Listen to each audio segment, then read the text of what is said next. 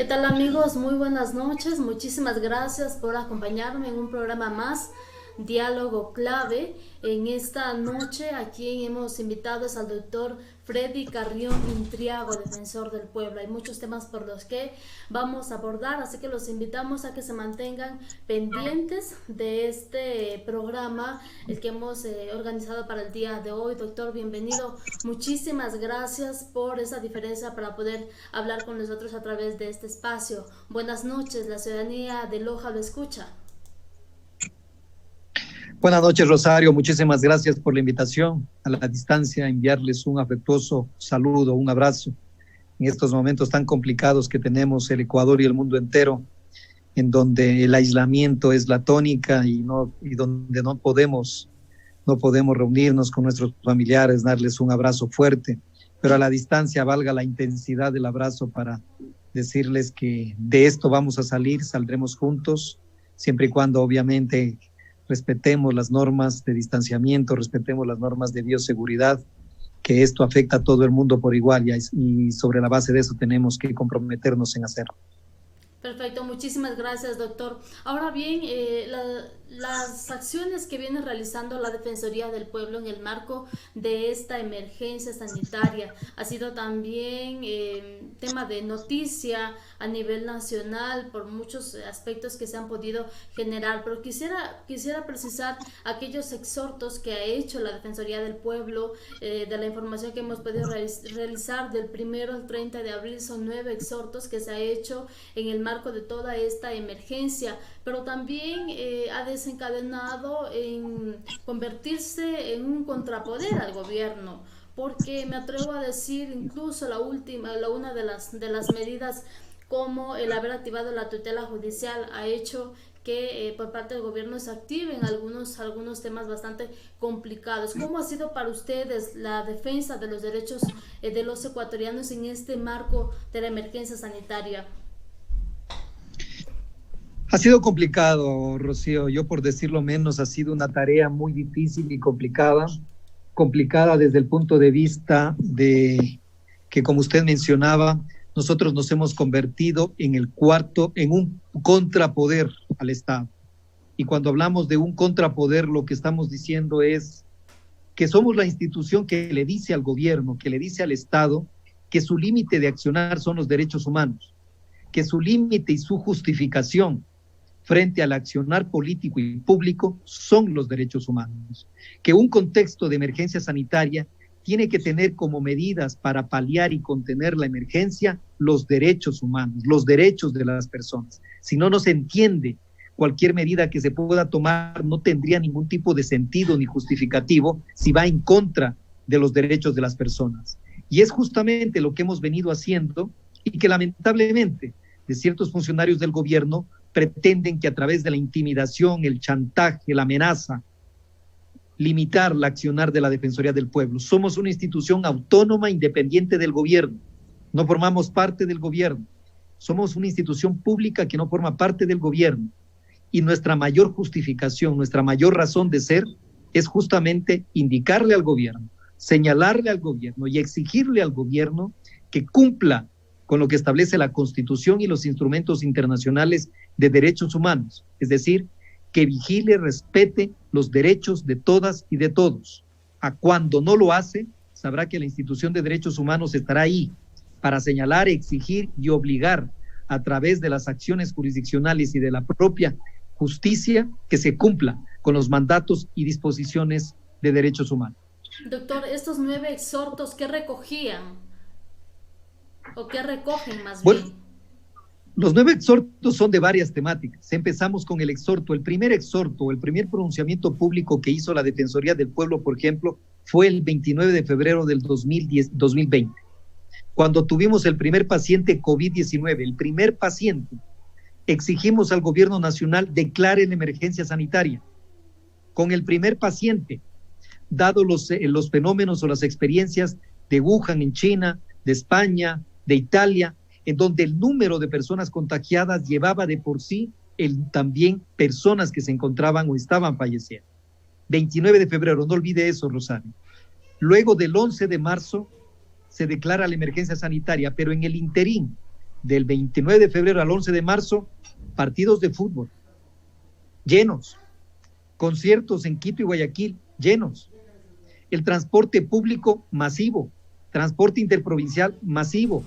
¿A qué voy con todo eso? Y de acuerdo al audio que está circulando en algunos medios de comunicación, que habrá que verificar su autenticidad, pero ahí se menciona de que se la subestimó a esta pandemia y los hechos lo confirman. Si el 29 de febrero usted tiene ya el primer paciente de COVID-19, ¿por qué se demoró 11 días para declarar la emergencia sanitaria? ¿Por qué no tuvimos medidas de prevención?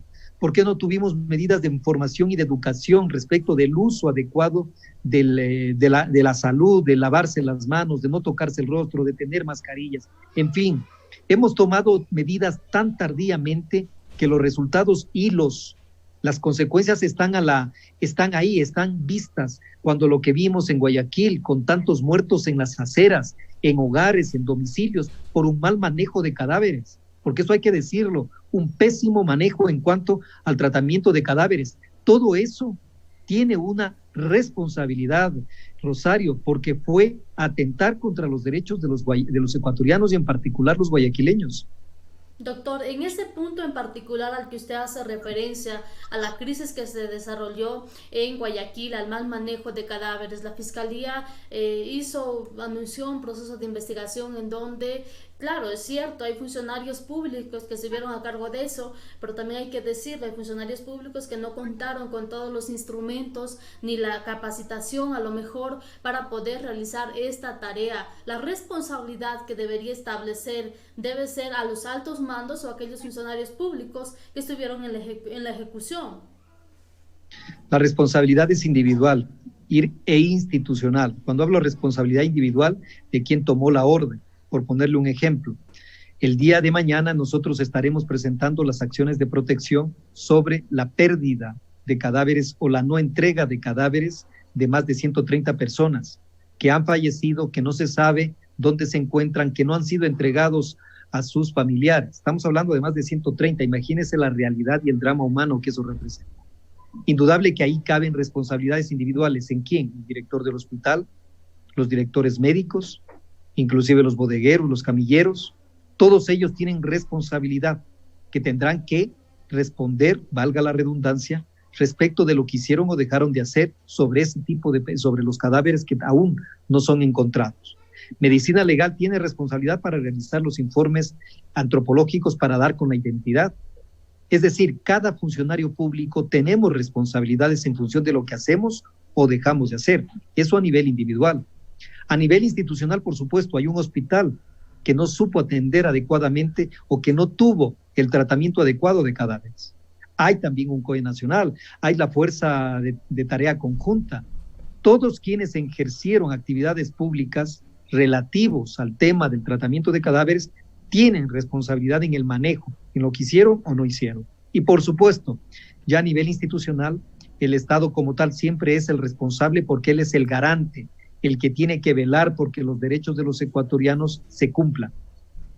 Perfecto, aclarado ese tema. Doctor, otro de los aspectos que me gustaría hablar es acerca de la información, del mal manejo de las cifras por parte del COE nacional. A nivel de la provincia de Loja, déjeme contarle que el COE provincial maneja cifras totalmente distintas a las que se manejan a nivel nacional.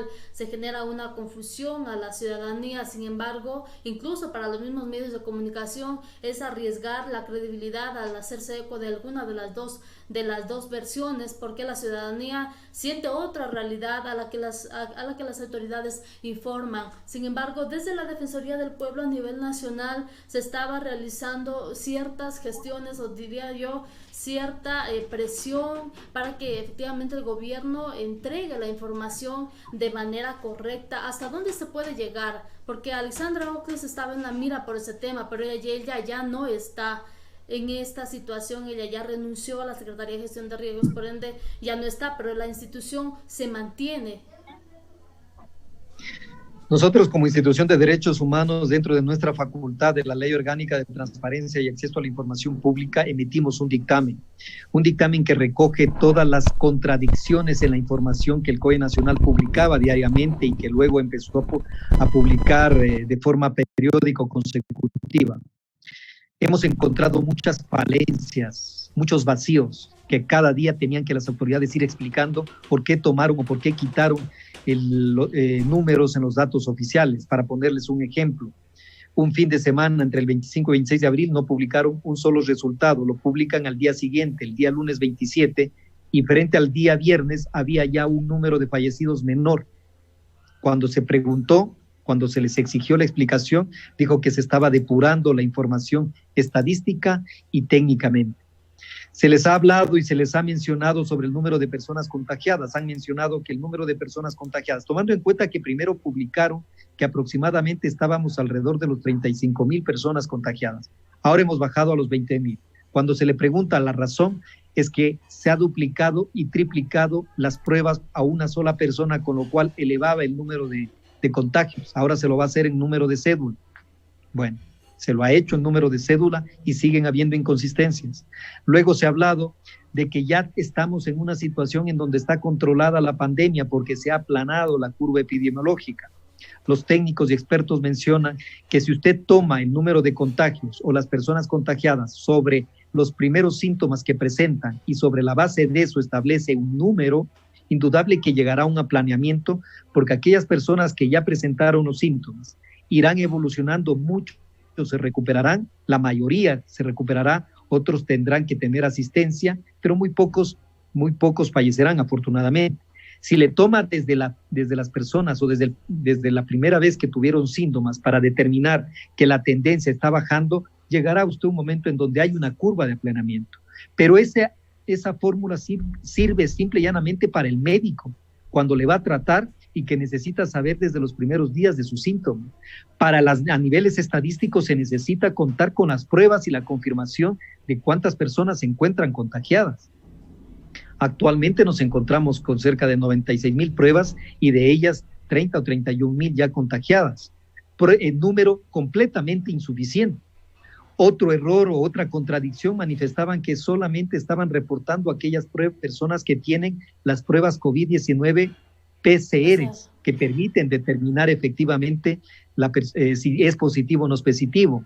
Sobre las pruebas del test rápido, en un inicio estaban unidas, PCR, test rápido para determinar el número de contagios.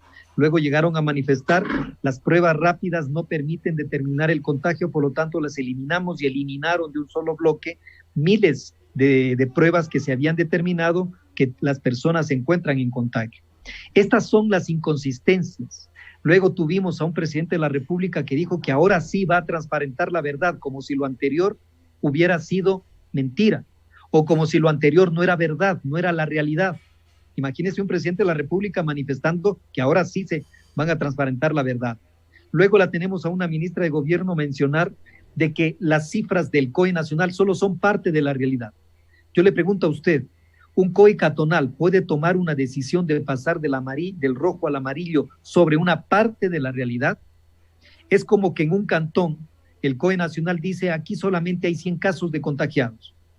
Yo como autoridad del COE cantonal puedo decir, si hay 100 contagiados, podemos pasar de la luz roja a la verde, porque es completamente manejable. Se los puede inclusive realizar un cerco epidemiológico a estas 100 personas y de esa manera, aislados, podemos seguir con nuestras actividades diarias. Por lo tanto, es manejable.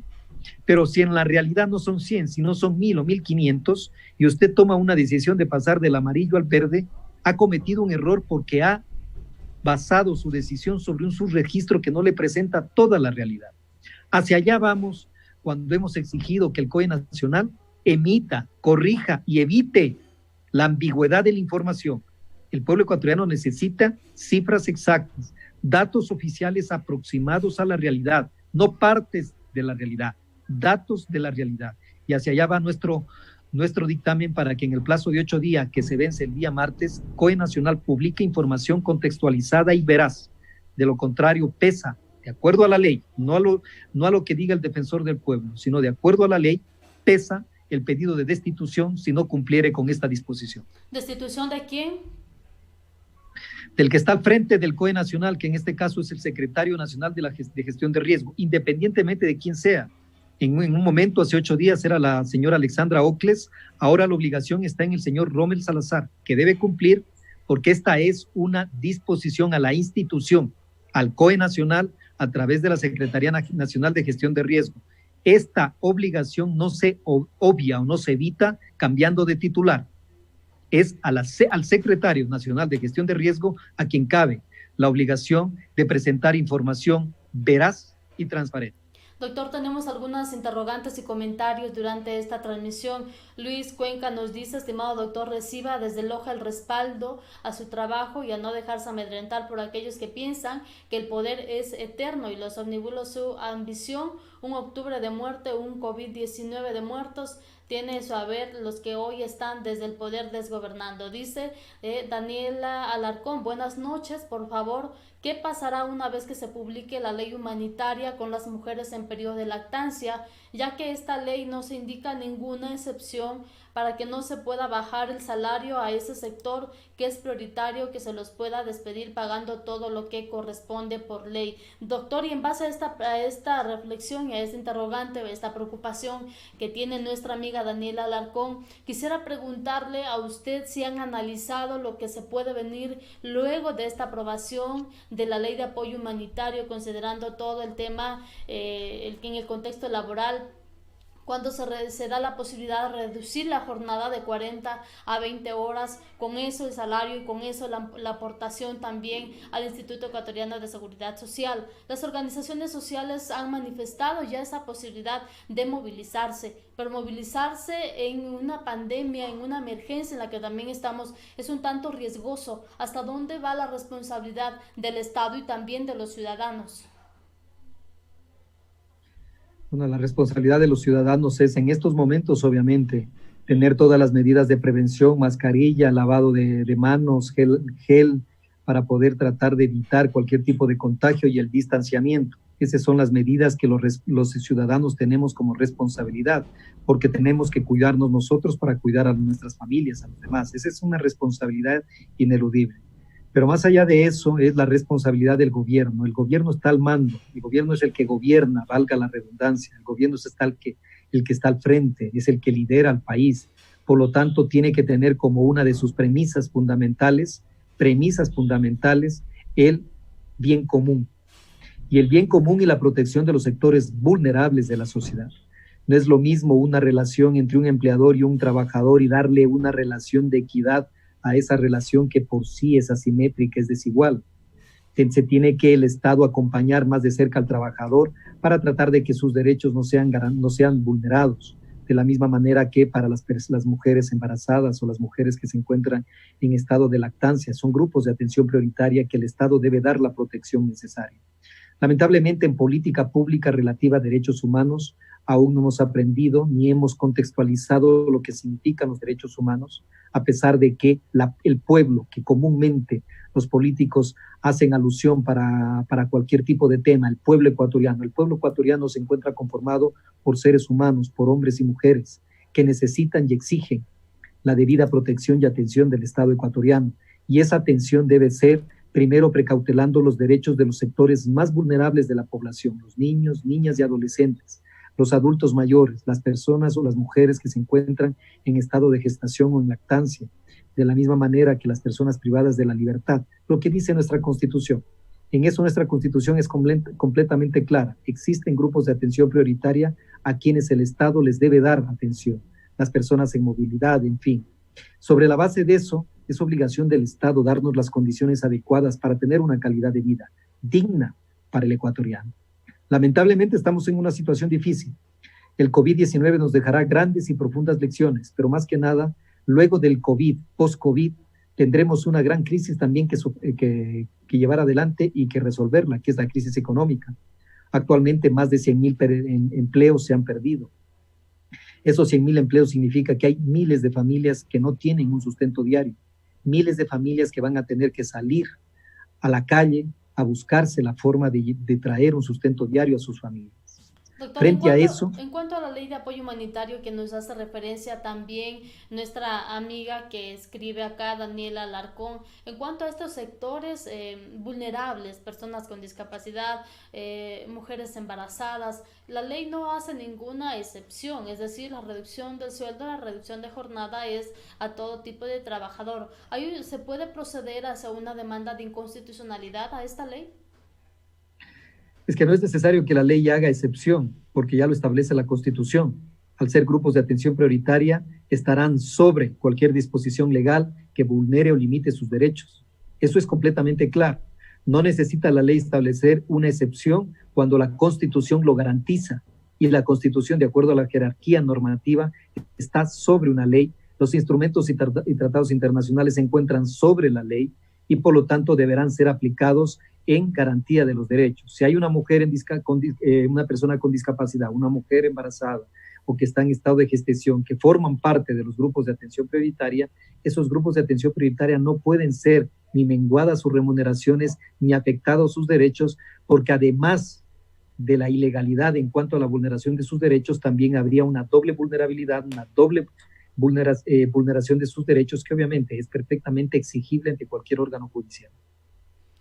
Perfecto, doctor. Por acá nos dice el doctor Luis Cuenca, doctor Freddy, le comento, trailers que llevan nuestra riqueza desde Zamora con la complicidad del gobernador de esta provincia, sin ningún protocolo, están circulando libremente. Sobre este tema, la noche de ayer incluso el alcalde del cantón Zamora tuvo un enfrentamiento con elementos de la Policía Nacional, porque existe esa disposición de que por ser este sector emergente, este sector prioritario, el tema de la minería, tenga esa circulación. La preocupación existe en la ciudadanía de Zamora porque los casos lógicamente están elevando. Estas personas se movilizan desde Zamora hacia Guayaquil y se conoce efectivamente de conocimiento público la emergencia sanitaria que tiene la provincia del Guayas. En ese sentido, ¿qué puede hacer la Defensoría del Pueblo?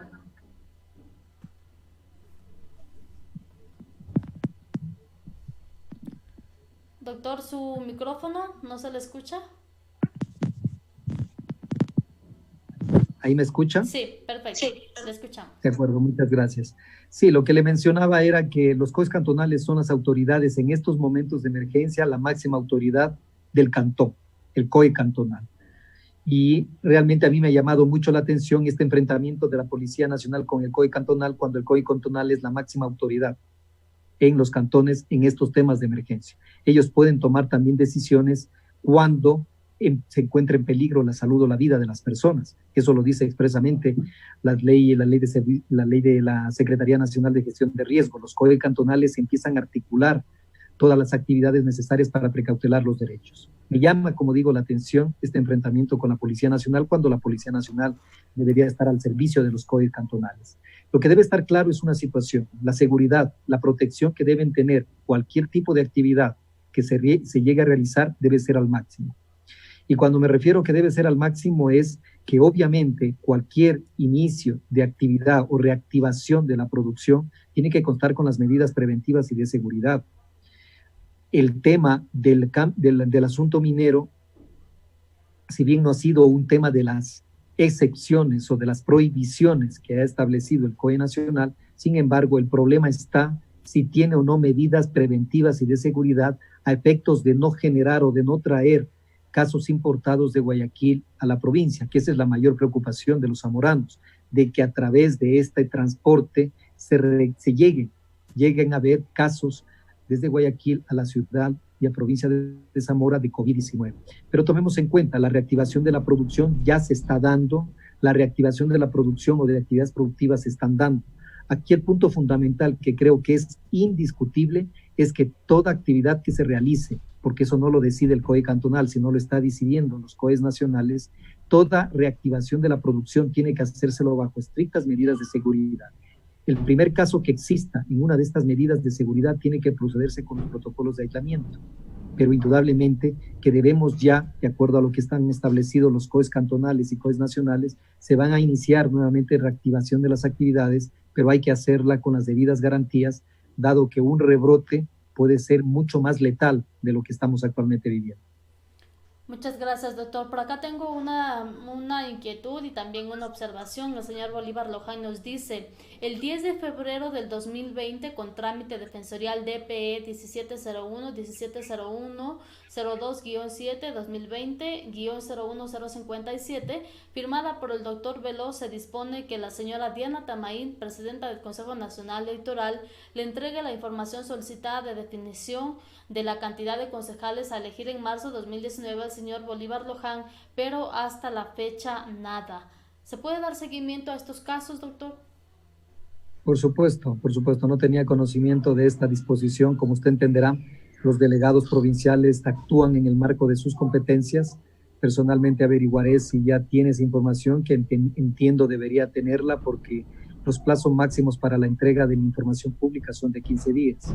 Así que me preocuparé por revisar esa información, si ya la disponemos o nos la ya ha entregado el Consejo Nacional Electoral. De no hacerlo, pues indudablemente exigiré que se lo haga de forma inmediata. Muchísimas gracias. Lucía Plasencia nos pregunta, buenas noches, ¿qué impide que la Defensoría del Pueblo no esté integrando en el COE nacional? Bueno, de acuerdo a la ley, la Defensoría del Pueblo no forma parte de los COE nacionales. Lamentablemente yo creo que eso es un error. No deberíamos ser un miembro activo, sí observador. Yo creo que hay una gran diferencia en ser un observador, porque a través de la observación, porque nosotros como institución de derechos humanos y a través de los consejos consultivos y consejos defensoriales estamos en territorio, vemos la realidad de las personas, vemos las vulneraciones de los derechos y podríamos aportar al COE nacional para que las políticas públicas que tomen sean apegadas a los derechos humanos. Lamentablemente, la ministra de Gobierno ha tenido una política poco favorable para los derechos humanos, ha privilegiado la seguridad ante que los derechos humanos, lo que resulta contradictorio, porque no se entiende un Estado que no se preocupe por los derechos humanos. La seguridad forma parte de los derechos humanos, pero lamentablemente no formamos parte del COE nacional, como digo, porque lo dice la ley. Y segundo, en el evento de que lo formemos, siempre será como un observador o crítico frente a lo que hacen los COE nacionales, para poder primero tener información adicional de primera mano respecto de lo que los COE lo hacen, y segundo, para también sugerir reformas, modificaciones o correcciones a la política pública. Por ponerle un ejemplo, caso de los ecuatorianos que se encuentran varados en el extranjero. Ha sido desastrosa, pero sí, desastrosa la política pública de Cancillería y del COE nacional sobre el retorno de los ecuatorianos. Desastrosa. No hay un solo ecuatoriano retornado que diga esto es gracias a la gestión del gobierno, que el gobierno me protegió, me dio atención, me ayudó, gestionó. En lo absoluto. Se los dejó varados a los ecuatorianos a su suerte para que ellos vean la forma en que retornan. Lo único que hizo el COE nacional es viabilizar la apertura de los vuelos, pero nada más. Eso se lo pueden decir los miles de ecuatorianos varados en el extranjero. Esa política se la tomó en el COE nacional, y bien pudo la Defensoría del Pueblo, si hubiera sido parte como observador, indicar lo erróneo que es esa política, porque nosotros desde un inicio planteamos que a los ecuatorianos que retornan al extranjero se les practique pruebas rápidas de COVID-19. Al menos ahí podríamos haber determinado quién es positivo, quién es negativo. El negativo tiene que pasar el aislamiento en su casa, el positivo en un hotel, pero no esas tarifas tan inmensas, tan onerosas como que las que se han establecido. Pero lamentablemente no fuimos escuchados, hemos tenido que interponer acciones de protección. Los jueces tampoco nos han apoyado en esta iniciativa, jueces que de una u otra manera han tenido mucho temor frente al gobierno y que han terminado aceptando tesis de los gobiernos y que lamentablemente han dejado en la desprotección a miles de ecuatorianos que se encuentran en el extranjero. Doctor Camilo Espinosa nos pregunta, ¿pueden las mujeres embarazadas, independientemente de su situación económica, acudir a la Defensoría del Pueblo para que les patrocine en acciones de protección si es que en la aplicación de la ley humanitaria las despiden o les bajan el sueldo?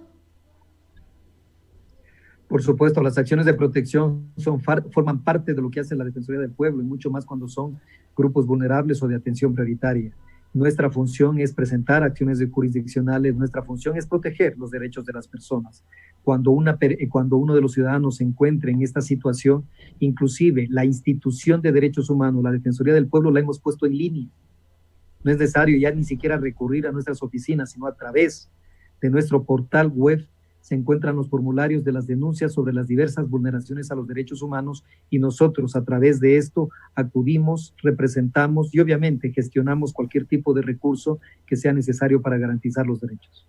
Doctor, la Defensoría del Pueblo ha recibido tal vez información o denuncia o se conoce cuál es la situación de los pueblos y nacionalidades del Ecuador en cuanto a la emergencia, incluso de sectores que sabemos aún existen, sectores no contactados que el otro día pudimos revisar a través de los medios nacionales, existía esta cierta preocupación de cómo el sector de la Amazonía se siente afectado por la emergencia y sin ninguna respuesta.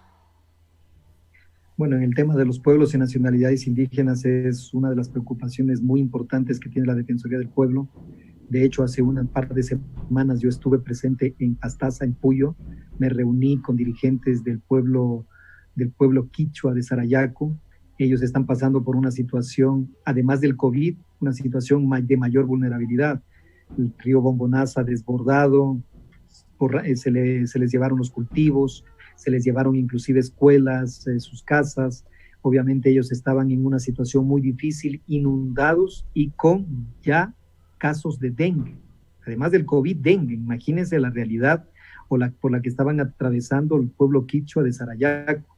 Con ellos indudablemente estábamos buscando acciones, sobre todo a nivel del COE provincial, para tratar de llevar con alimentos al pueblo quichua de Sarayaco, garantizando indudablemente que no entre el COVID con medidas estrictas de seguridad. También hemos tenido casos sobre el pueblo guaraní, en donde ya hay algunos reportes de personas que tienen el COVID. Obviamente que cuando se habla de pueblos y nacionalidades indígenas se tiene que tener en cuenta muchos elementos. Uno de ellos es, obviamente, que uno no puede entrar sin la debida autorización, sin la coordinación con sus dirigentes, porque son pueblos originarios que obviamente tienen sus propias formas de organización, pero que ante la amenaza de su vida, obviamente que se debe llegar con alimentos, pero también con asistencia para tratar el dengue y para tratar el COVID. Y así lo hemos trasladado al COE provincial para generar y articular medidas que puedan proteger los derechos de los pueblos y nacionalidades indígenas. Perfecto, doctor. Para ir cerrando este espacio, nuestros amigos que han venido interactuando a través de esta plataforma, quisiera consultarle en cuanto a esta aprobación de ambas leyes, la de economía y finanzas y también la ley de apoyo humanitario, que ha generado reacción en la ciudadanía, en la gran mayoría. Si bien es cierto, la ley de apoyo humanitario tiene sus ventajas, tiene sus cosas positivas, pero en el tema laboral es bastante regresivo. Usted nos decía, tenemos una constitución que está por encima de la ley y los derechos laborales no son, ningún tipo de derecho no son regresivos. Sin embargo, ante esta ley de la ley humanitaria, cuando se puede reducir el sueldo a la mitad, van a venir muchos despidos, más de los que ya se han venido dando en el país por la crisis económica mismo. Ahora, por la emergencia sanitaria, muchas empresas optaron la denominada figura de fuerza mayor, se cerraron empresas, despidieron empleados, muchos de ellos sin conocer en realidad el ejercicio fiscal de esa empresa, es decir, conocer si en realidad quebró o no quebró por esta emergencia sanitaria. Sin embargo, ya se han generado todas estas actas de finiquito y la gente está en el desempleo. La ley humanitaria nos hace ver un panorama bastante complejo, porque los sectores sociales no se quieren quedar de brazos cruzados. Ya se vio algunas muestras cuando se hizo la reducción del presupuesto a las universidades, cómo los estudiantes se organizaron tomando las medidas de seguridad. Loja no ha sido la excepción. Aquí también se dieron movilizaciones tomando esas medidas de bioseguridad. Es decir, que estas movilizaciones se pueden volver a repetir. Sin embargo, ¿hasta dónde puede ir la ley? Porque ya los ciudadanos han perdido la confianza en la Asamblea. Ya en la Asamblea ya no se pudo hacer nada. Esto ya pasó. Ya es una ley que técnicamente se espera si el presidente de la República la veta o no, pero prácticamente es un hecho dado. Sí, bueno, la Defensoría del Pueblo, más bien la Asamblea Nacional, ya ha aprobado esas dos leyes, están ya para la aprobación del presidente de la República, que entendería que no va a tener ningún tipo de objeción, sino que se las va a aprobar tal cual están. Yo partiría de un elemento adicional, Rosario. El país, inundado por la corrupción, ha perdido la credibilidad de sus gobernantes. Un país en donde ve cómo los escasos recursos públicos que deben estar destinados a salud, educación, se los están llevando y aprovechándose de la emergencia, lo que constituye un acto sin nombre. Ese tipo de corrupción frente a la necesidad de un pueblo ecuatoriano que necesita alimentarse, que necesita educarse, que necesita tener salud, ahí genera una serie de, primero, decepción, frustración y obviamente indignación, porque no puede ser posible que frente a la emergencia se estén llevando los recursos públicos o pretendan llevárselos, por un lado. Segundo, No es posible que bajo una emergencia sanitaria se trate siempre de afectar al sector más vulnerable de un país, como son los trabajadores, que además son los que constituyen el motor dinamizador de cualquier economía. Si hay trabajo, hay desarrollo. Si hay trabajo, hay para alimentación, hay para educación, hay para vivienda, hay para vestido. Es decir, se dinamiza la economía. Cuando quitamos trabajo, lo único que hacemos es limitándola a la economía, restringiéndola a la economía y por lo tanto el desarrollo productivo tomará años y hasta décadas para poder superarlo. ¿A qué voy con toda esta reflexión? Que estamos a la espera de la aprobación de estos dos proyectos de ley del presidente de la República. Como Institución Nacional de Derechos Humanos revisaremos, analizaremos y emitiremos nuestras propias opiniones y sobre todo garantizaremos los derechos de los trabajadores en el evento de que se encuentren vulnerados.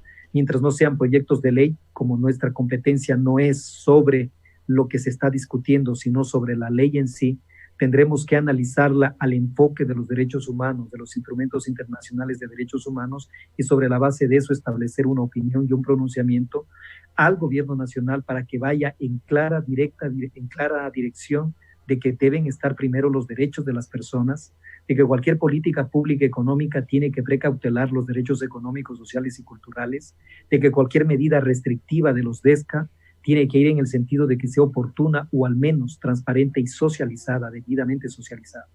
Solo así podremos tener acuerdos nacionales que nos permitan superar la crisis, porque la crisis está afectando a todos por igual, a unos indudablemente más que a otros, sobre todo a los sectores más vulnerables o a los de recursos económicos escasos, que son los que tienen el mayor impacto de la crisis. Sobre la base de eso, estos dos proyectos de ley serán revisados, analizados y en el evento de que existan acciones jurisdiccionales para proteger derechos de los trabajadores, de los grupos de atención prioritaria, indudablemente que la institución de derechos humanos, la Defensoría del Pueblo, se encontrará en la primera línea de defensa respecto a estos derechos.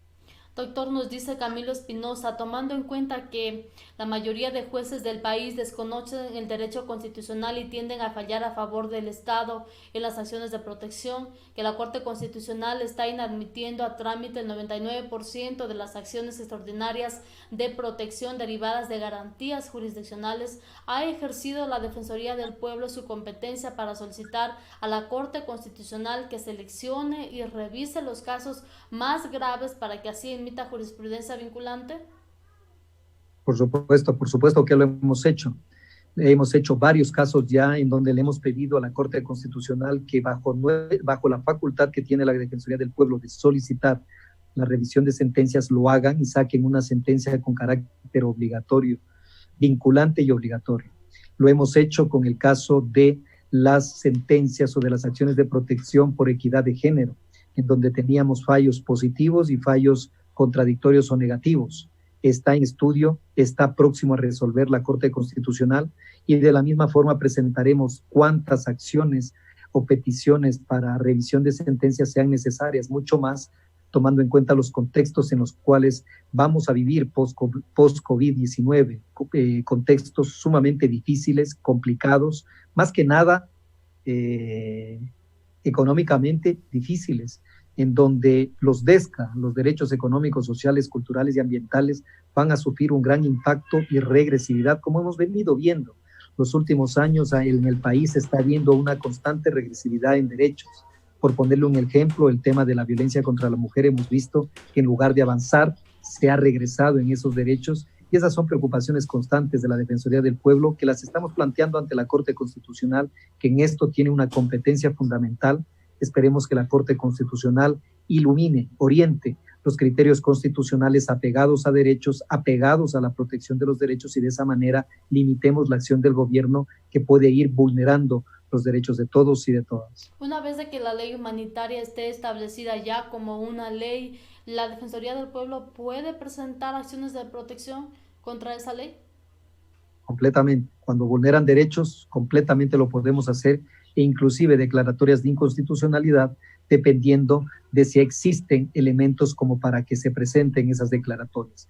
Lo estamos revisando, estamos profundamente estudiándolas a las dos leyes y en función de eso, obviamente, tratando de dar nuestra propia opinión, nuestra propia concepción de lo que significa la ley de ayuda humanitaria y la ley de reordenamiento de las finanzas públicas.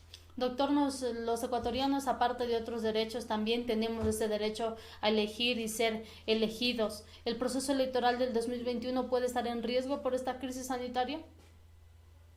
No lo veo como tal. Primero porque obviamente los plazos para las elecciones nacionales terminan más bien las inscripciones, creo que es en el mes de octubre o noviembre, y la campaña electoral se inicia el 31 de diciembre hasta los primeros días de febrero. Por lo tanto, hasta esa fecha yo creo que, no creo, estoy seguro que el Ecuador ya estará en marcha con las debidas garantías. Sí, tenemos que acostumbrarnos a vivir con el COVID-19, con las mascarillas, el lavado de manos, tratar de evitar el contagio y mantener el distanciamiento, pero es completamente seguro que estaremos ya en actividad y por lo tanto diferir el proceso eleccionario no va en esa línea, no lo es, no permitiría la garantía del Estado de Derecho, porque cada 4 años deben existir estos procesos democráticos que permitan alternar en los gobiernos. Es fundamental mantener la democracia electoral. Sobre la base de eso, creemos que no es posible ni diferimiento, ni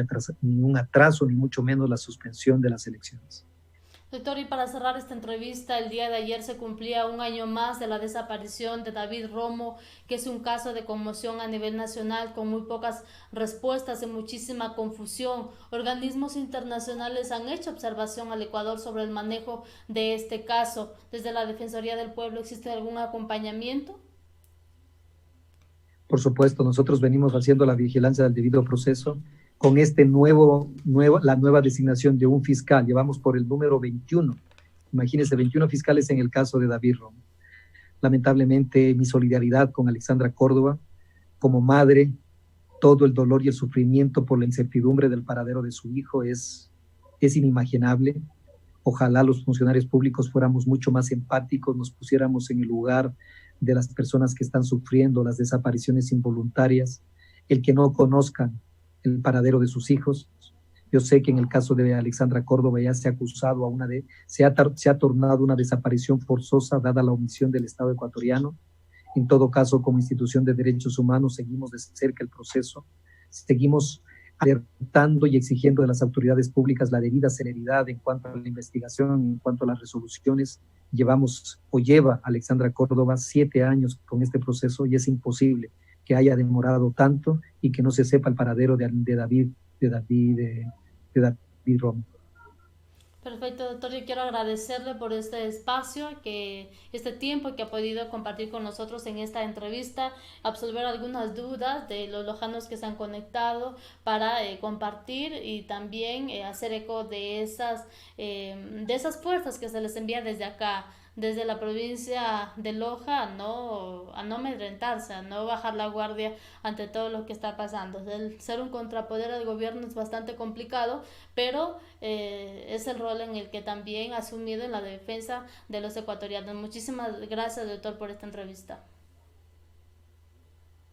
A usted, Rosario, muchísimas gracias. Un afectuoso saludo a todos los lojanos, lojanas. Un especial saludo a Lucía, que nos ha escrito a través de este medio, ya forma parte de nuestro Consejo Defensorial de Defensores de Derechos Humanos, y a todos los lojanos. Esta medida o esta crisis es muy difícil, nos deja grandes y profundas lecciones. Yo creo que la mayor es la fragilidad del ser humano. Víctimas de un virus, la fragilidad del ser humano se expuso y hemos perdido a muchos familiares en esta pandemia. Creo que eso nos debe llevar a reflexionar sobre el valor de la vida, sobre el valor de la familia, sobre el valor del acercamiento y del contacto que como seres humanos necesitamos. Hay que cuidarla, a nuestros familiares, a nuestros adultos mayores, a nuestros padres, abuelos, pero sobre todo cuidarnos para que nosotros no seamos portadores del COVID-19 y de esa manera comprometamos la salud de nuestras familias. Muchísimas gracias, Rosario, por su entrevista. Gracias a ustedes amigos que se han conectado. Queremos indicarles que de inmediato nos vamos a enlazar a lo que será la información por parte de la gobernadora de la provincia, el prefecto de la provincia de Loja y el alcalde del cantón Loja, que nos darán información sobre el cambio de semáforo. Así que los invitamos a estar atentos. Buenas noches.